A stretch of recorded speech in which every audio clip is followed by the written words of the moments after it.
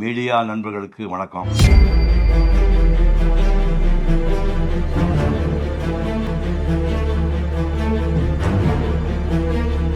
இப்போ இந்த காரைக்குடி சார்லு மேட்டரை பார்த்துருப்பீங்களே, இவர் யாரோ இவரோ இல்லை, என் தம்பி 50 ஆண்டு கால நண்பர். 1971 மன்னார்குடியில் ஒரு நாடகத்துக்கு தலைமை தாங்க போயிருந்தேன். அண்ணன் மன்னார்குடிக்கு வந்தவளை ரிசீவ் பண்ணது நான் தான். ரிசீவ் பண்ணி நாடக நிகழ்ச்சிகளாக நன்றாக நடைபெற்றவுடன் அண்ணன் ஊருக்கு போக வேண்டும் என்று இருந்தார்கள். அண்ணன் வந்ததிலிருந்து சாப்பிடவே இல்லையே ஒன்று சொன்னதற்கு, என்னப்பா நான் என்ன சாப்பிட்றேன், 2 நாள் தூக்கம் இல்லை, அதனால நீ எப்போதும் நான் சாப்பிட்ற அந்த வெங்காயமும் தயிர் சோறும் கொடுத்தால் போதும்.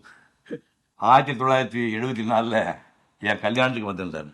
கல்யாணத்துக்கு வந்தது மட்டும் இல்லை, வந்த எல்லாரையும் ரிசீவ் பண்ணதும் நானும் ஒருவன். இவர் கல்யாணத்தையே நான் தான் பண்ணி வச்சேன். அண்ணன் புதுப்பேட்டையில் இருந்தார். போய் பார்க்கும்போது வரும்போதெல்லாம், என்னடா அப்படி அம்மாவும் வீட்டில் திட்டுவாங்க, ஏன்டா இன்னும் கல்யாணம் பண்ணாமல் சுற்றுற, அண்ணனுக்கு தான் பண்ணிட்டேனே நீ பண்ணுறா அப்படிம்பாங்க. அப்போ போய் அண்ணன்ட்ட சொன்னேன். அவரே ஒரு பொண்ணை பார்த்து எனக்கு திருமணம் செய்து வச்சுட்டாங்க. இவர் கல்யாணத்தை மட்டும் நடத்தி வைக்கல, நான் இவர் மக கல்யாணத்துக்கு போயிருக்கேன், பேரன் கல்யாணத்துக்கு போயிருக்கேன். கல்யாணத்திற்கு வந்தது மட்டும் இல்லாமல் அவரே டிக்கெட் எடுத்துக்கொண்டு வந்து விடுவார். இந்த காலத்தில் இல்லை, 30 வருடத்திற்கு முன்னாடி இங்கிருந்து திருச்சிக்கு பிளைன் டிக்கெட் எடுத்துக்கொண்டு, அப்பா வந்துட்டேன்டா எங்கடா இருக்கா அப்படின்னு சொல்லி கேட்டுக்கொண்டு வருகிற அளவுக்கு நாங்கள் பாசமுடையவர் என் மீது அவர்.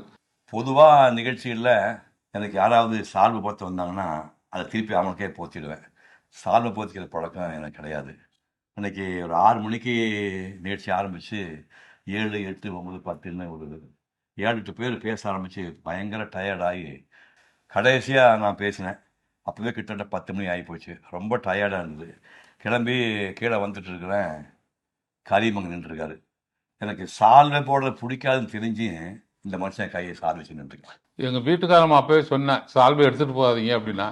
நான் சொன்னேன், நம்ம ஊருக்கு வர்றாருமா, முக்கியமான ஆளுகளோட பேச வர்றாரு, பெரிய இடத்துல பேச வர்றாரு அண்ணன் அப்படின்னு சொல்லிட்டு தான் சால்வை எடுத்துகிட்டு போனேன். ஆனால் நான் சால்வை எடுத்துகிட்டு போனதே தப்பு தான். தெரிஞ்சுக்கிட்டே சால்வை கொண்டு வந்தது அவரு பண்ண தப்புன்னா, பொது இடத்துல அந்த சால்வை வாங்கி கீழே போட்டது நான் பண்ணது தப்பு தானே.